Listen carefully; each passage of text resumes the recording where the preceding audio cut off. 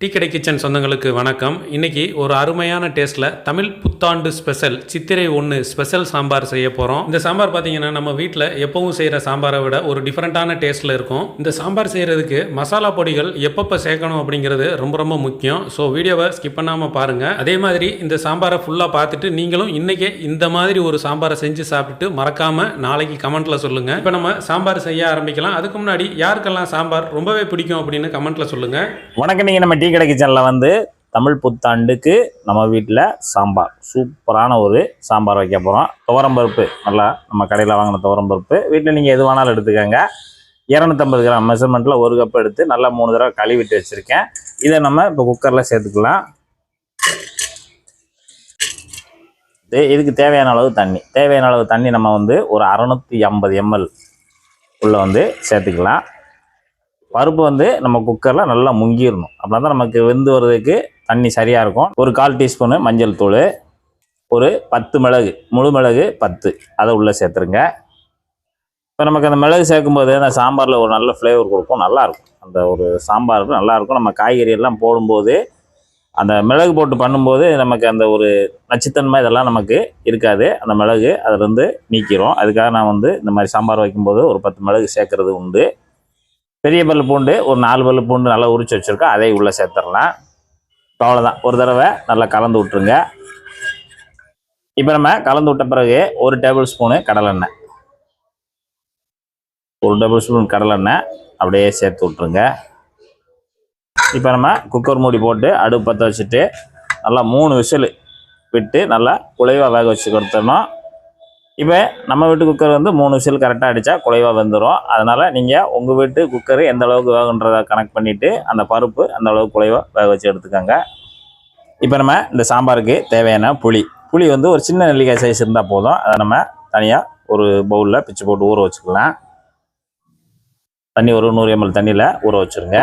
அந்த தண்ணியிலேயும் 1/4 டீஸ்பூனு உப்பு, அந்த புளியில் 1/4 டீஸ்பூன் உப்பு போட்டு நல்லா கலந்து விட்டுட்டு ஊற வச்சுருங்க. ஏன்னா நம்ம வந்து புளி சில நேரங்களில் வந்து நல்லா அந்த புது புளி அந்த நல்லா அது என்னது ட்ரையாக இருக்கும். அந்த மாதிரி ட்ரையாக இருக்கும்போது இந்த உப்பை போட்டு நம்ம ஊற வச்சிட்டோம்னா நல்லா நமக்கு அந்த சதப்பத்தெல்லாம் நல்லா கரைஞ்சி வரும். அதுக்காக நம்ம ஒரு 1/4 டீஸ்பூன் உப்பு சேர்த்துருக்கோம்.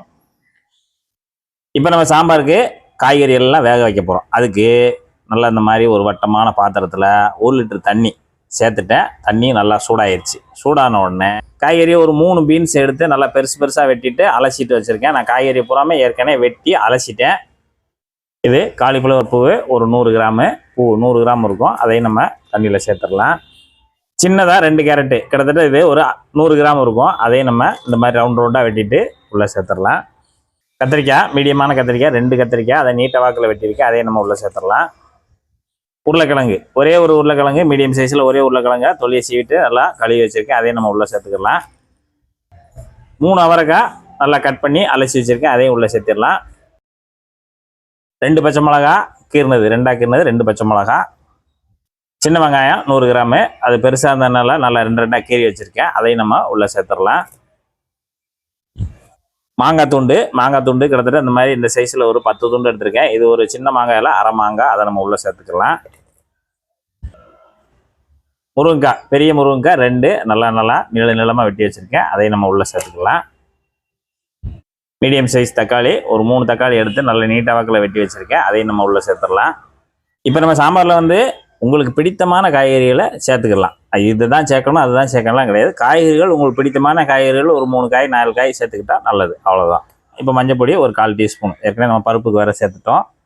இது காய் வேக வைக்கிறதுக்கு. ஒரு 1 டீஸ்பூனு தூள் உப்பு, தனி மிளகாத்தூள் 1 டீஸ்பூனு, மல்லித்தூள் 2 டீஸ்பூனு. இப்போ நம்ம நல்லா கலந்து விட்டுட்டு இந்த காய்கறியை மட்டும் நல்லா வேக வைக்கணும். இப்போ நம்ம மூடி போட்டு காய்கறி நல்லா வேக வச்சுக்கலாம். மூடியை வந்து முழுசாக மூடிட வேண்டாம். ஏன்னா நமக்கு வந்து பொங்கி வர்றது தெரியாமல் போயிடும். அப்புறம் மசாலா பூரா கீழே செஞ்சிடும். அதனால் லைட்டாக இந்த அளவுக்கு மூடி நல்லா வெந்து வரட்டும். இப்போ நமக்கு 3 விசில் விட்டு நல்லா ரெடி ஆயிடுச்சு. இப்போ நம்ம வந்து குக்கரை திறந்துடலாம். கேஸ் ரிலீஸ் ஆயிடுச்சு. நமக்கு பருப்பு நல்லா சூப்பராக குழஞ்சி வந்துருச்சு. பருப்பை வந்து நம்ம நல்லா மசிச்சு எடுத்துக்கிறணும். அந்த பருப்பு அந்த அப்படியே வெந்து மகுந்து போயிருக்கிறத அப்படியே நம்ம லைட்டாக கடைஞ்சி விட்டுறணும். நல்லா இந்த மாதிரி மசிச்சு கொடுத்துருங்க. இப்போ நம்ம பருப்பை நல்லா கடைஞ்சி எடுத்தாச்சு. நல்லா கடைஞ்சாச்சு. இது அப்படியே இருக்கட்டும். இப்போ நம்ம காய், அதுக்கு தேவையான மசாலாலாம் போட்டு ஒரு 10 நிமிஷம் நல்லா காய் வெந்துருச்சு. பார்த்தாலே நமக்கு தெரியும் காய் நல்லா வெந்து வந்துடணும். காயெல்லாம் நல்லா வெந்துருச்சு, முருங்கைக்காயெல்லாம் நல்லா வெந்துருச்சு. காய் வெந்த உடனே நம்ம இங்கே பருப்பை நல்லா கடைஞ்சி வச்சுருக்கோம்ல, அந்த பருப்பை தூக்கி இந்த வெந்த காய்கறி மேலே ஊற்றிடுங்க.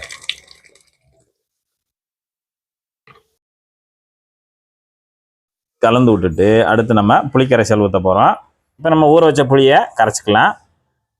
கொதிச்சிட்டு இருக்கு. புளிக்கரைசல் நம்ம கரைச்சி வச்சுருக்கோம், அதை அப்படியே உள்ளே சேர்த்துடலாம். ஏற்கனவே நம்ம மாங்காய் வேறு சேர்த்துருக்கோம். புளிப்பு மாங்காய்னா அந்த புளிக்கரைசலை கொஞ்சம் கவனித்து முன்ன பின்ன சேர்த்துக்கோங்க. நம்ம போட்டது அளவில் கரெக்டாக இருக்கும். இப்போ நம்ம புளிக்கரைசல் ஊற்றி ஒரு தடவை கலந்து விட்டுட்டு, இப்போ நம்ம புளிக்கரைசல் ஊற்றி ஒரு 2 நிமிஷம் நல்லா கொதித்த உடனே அடுப்பை சிம் பண்ணிடுங்க. கொதிநிலையை குறைச்சிட்டு இப்போ தான் நம்ம சாம்பார் பொடி சேர்க்க போகிறோம். நம்ம வீட்டில் இருக்கக்கூடிய, உங்கள் வீட்டில் இருக்கக்கூடிய எந்த சாம்பார் பொடியாக இருந்தாலும் பரவாயில்ல, கடையில் வாங்கினதாக இருந்தாலும் பரவாயில்ல, ஒரு 2 டேபிள் ஸ்பூன் எடுத்து நம்ம இந்த சாம்பாரில் அப்படி லேசாக மேலே தூவி விட்ருங்க. இப்போ தான் நம்ம சாம்பார் பொடியை சேர்க்குறோம். நம்ம ஏற்கனவே சேர்த்த அந்த மல்லிப்பொடியும் வத்தல் பொடியும் அந்த காயில் நமக்கு நல்லா பிடிக்கிறதுக்காக தான் நம்ம அதில் சேர்த்துருந்தோம். இப்போ இந்த சாம்பாரில் இந்த மாதிரி நம்ம லாஸ்ட்டாக போடும்போது அந்த சாம்பார் மனம் கடைசி வரைக்கும் இருக்கும் நமக்கு. அதாவது இறக்குறதுக்கு முன்னாடி சாம்பார் பொடியை சேர்த்துட்டோம்னா இந்த மனம் நமக்கு அருமையாக இருக்கும், கடைசி வரைக்கும் நிற்கும். அதான் மனம் மணக்க சாம்பார் சூப்பராக இருக்குன்னு சொல்லுவோம்ல, அது இந்த மாதிரி தான். இப்போ நல்லா கலந்து விட்டுறலாம். அப்படியே ஒரு வாசனை ஜம்முன்னு வரும் கலந்து விடும்போதேவும். இப்போ நம்ம சாம்பார் பொடியை போட்டு மறுபடியும் அடுப்பை கூட்டிட்டு 2 நிமிஷம் மட்டும் நல்லா கொதிச்சு வரட்டும். இன்றைக்கி நம்ம தனி துவரம்பருப்பு சாம்பார் சூப்பராக தயாராகிடுச்சு. சித்திரை 1க்கு நம்ம வீட்லேயும் சூப்பரான ஒரு சாம்பார் தயாராகிடுச்சு. இப்போ நம்ம சாம்பாருக்கு தாளிக்க போகிறோம். அதுக்கு நல்ல குடிக்கரண்டியில் கடலெண்ணெய் ஒரு 50 ml கடலெண்ணெய் சேர்த்துட்டு அடுப்பத்தை வச்சு நல்லா சூடு பண்ணிக்குவோம். ஒரு 1/2 டீஸ்பூனு கடுகு உளுந்து நல்லா பொரிஞ்சு வரட்டும். பொரிஞ்சு வந்தோடனே ஒரு 1/4 டீஸ்பூனு வெந்தயம், ஒரு 1/4 டீஸ்பூனு சின்ன சீரகம், இங்கே ஒரு 4 சின்ன வெங்காயத்தை எடுத்து நல்லா பொடுசாக வெட்டி வச்சுருக்கோம் தாளிப்புக்காக. அதை நம்ம உள்ளே சேர்த்துடலாம். எண்ணெயிலே நல்லா வதங்கி வரட்டும். ஒரு 4 காஞ்ச மிளகா காம்பை கிள்ளிட்டு அதையும் உள்ளே சேர்த்துருங்க தாளிப்பில். கருவேப்பிலை 2 கொத்து அதையும் உருவிட்டு உள்ளே சேர்த்துருங்க. சேர்த்துட்டு அப்படியே எண்ணெயிலே நல்லா, அதாவது இந்த வெங்காயம் நல்லா கொஞ்சம் முருகலாக வந்துருச்சுன்னா அப்படியே நல்லா வாசமாக இருக்கும். தாளித்து வந்த உடனே நம்ம ஸ்டவ்வை அப்படியே ஆஃப் பண்ணிடுங்க. ஆஃப் பண்ணிவிட்டு ஒரு 1/2 டீஸ்பூனு பெருங்காயத்தூள் அந்த சூடான எண்ணெயிலே போட்டு நல்லா மிக்ஸ் பண்ணிடுங்க. தாளிப்பாக உள்ளே கொட்டிடுங்க.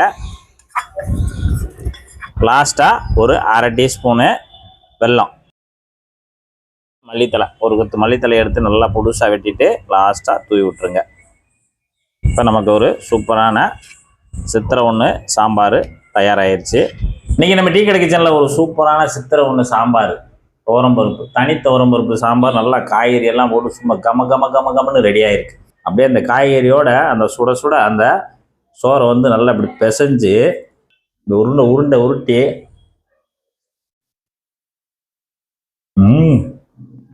சுட சுட சோறு இந்த அப்படியே நிறைய காய்கறிகளை போட்டு அந்த முருங்கை போட்டு நல்லா சூப்பரான ஒரு சாம்பாரை போட்டு நல்லா பிசைஞ்சு அப்படியே நம்ம சாப்பிட்டுட்டே இருக்கும்போது எவ்வளோ சோறு போகுதுன்னே நமக்கு தெரியாது. அந்த அளவுக்கு சூப்பராக இருக்கும் சாம்பார்.